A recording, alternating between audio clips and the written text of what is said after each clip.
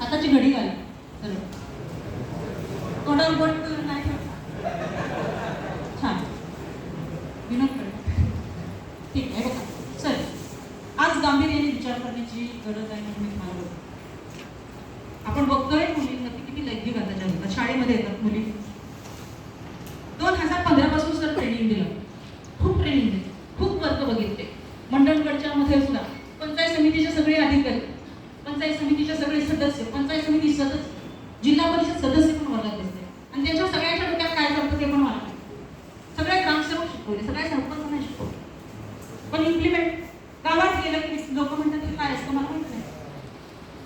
तुम्ही एका मुख्य समितीमध्ये आहात, माहिती आहे तुम्हाला, ग्रामपंचायतीच्या एका मेन कमिटीमध्ये तुम्ही आहात. तुम्ही कुठल्या कमिटीत आहात मला सांगा. एक महत्वाची कमिटी आहे, 2015 स्थापन झालेली आहे. कंटमुक्ती तुम्ही त्या कमिटीत आहात आणि 2015 ती गठीत झालेली आहे.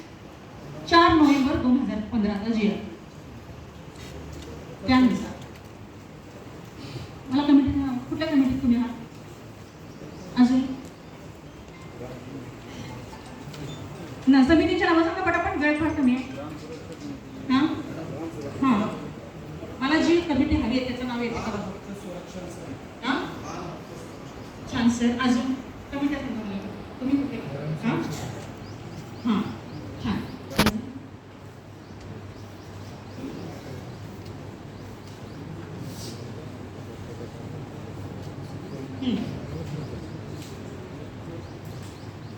कुठली कमिटी म्हणालात तुम्ही मॅडम? सुरक्षा समिती झाली. आपली परत थोडी सांगू का? दुसरी अजून आपत्ती व्यवस्थापन समिती, अजून शिक्षण समिती आणि तक्रार निवारण समिती, अजून ठीक सखी सावित्री समिती. ठीक आहे. मला जी कमिटी हवे ते तुमच्याकडून येत नाहीये तरी मी सांगतो. 2015 ला आपण समिती गठीत केली, त्याचं नाव ग्राम संसाधन गट समिती. ग्राम संसाधन गट. मी आता गावात जाते, मी बऱ्याच गावांमध्ये जाते खूप, कारण मी आता प्रशिक्षण देऊन थकले आणि मी माझी संस्था स्थापन केली, चक्रभेदी सोशल फाउंडेशन. आणि मग तळागाळात वाडीत जाऊन त्यांच्याबरोबर बोलते. तर वाडीतले लोक म्हणतात हा काय प्रकार आहे, जी व्यक्ती कमिटीत आहे तिलाच माहिती नाही मी कमिटीत आहे. आणि ग्राम संसाधन समिती लिहून घेतलीत तुम्ही, 2015 ला स्थापन करायची होती. 4 नोव्हेंबर 2015 GR आपल्याकडे ठेवा. आणि ती जी त्या कमिटीमध्ये कोण कोण आहेत त्यांचा एक बॅनर बनवून तो चौकात लावायचा होता. या कमिटीमध्ये कोण कोण आहे? या कमिटीमध्ये ग्रामपंचायतीचे सगळे कर्मचारी, ज्यांना समाजसेवा करायची आवड आहे असे व्यक्ती, रिटायर्ड झालेले शिक्षक, रिटायर्ड झालेले स्वातंत्र्य सैनिक असे त्या कमिटीमध्ये घ्यायचे. 1 ते 32 जणांची ती टीम आहे.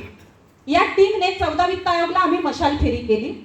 तलाठी आलेच नव्हते, बरेच जण त्यातलं काही नव्हते, काही वेळेला होते, काही कृषी सहाय्यक त्यामध्ये आहेत. आम्ही स्वतः तामांडे गाव साडवलीचं, पाऊस पडत होता, लोक येत नव्हती.